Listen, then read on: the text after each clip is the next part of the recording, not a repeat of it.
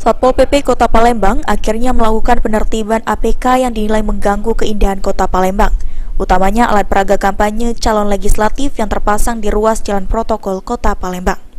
Disampaikan oleh Charlie Panggar Besi, Kepala Bidang Bina Ketertiban Umum dan Ketentraman Masyarakat, Satpol PP Kota Palembang. Berdasarkan keputusan KPU nomor 309 tahun 2023 tentang penetapan lokasi pemasangan alat peraga kampanye dalam pemilu tahun 2024.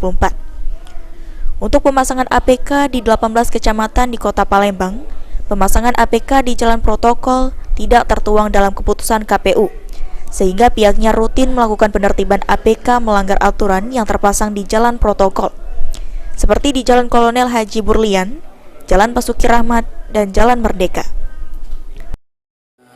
Untuk baliho, reklame, umbul-umbul dari publikasi para caleg ya, ini sudah kita selalu bersihkan, khususnya untuk yang di jalan-jalan protokol. Jadi keputusan KPU nomor 309 tahun 2023 sudah sampai di kami tentang penetapan lokasi pemasangan alat peraga kampanye.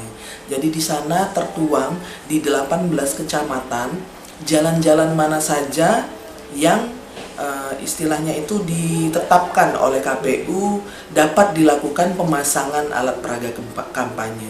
Selain itu tidak boleh. Jadi khususnya untuk jalan-jalan protokol, karena di dalam keputusan itu jalan protokol itu tidak ada sama sekali. Tapi kita sering lihat sekarang itu di Jalan Kolonel Burlian, di Jalan Merdeka itu masih banyak. Jalan Basuki Rahmat itu masih banyak yang meletakkan atau memasang alat peraga kampanye. Ditambahkan Charlie, selain melakukan penertiban di jalan protokol, pihaknya juga melakukan penertiban di tempat yang dilarang sesuai Perwali nomor 17 tahun 2017, yakni larangan pemasangan APK di pohon dan tiang listrik. Eki Saputra, PAL TV.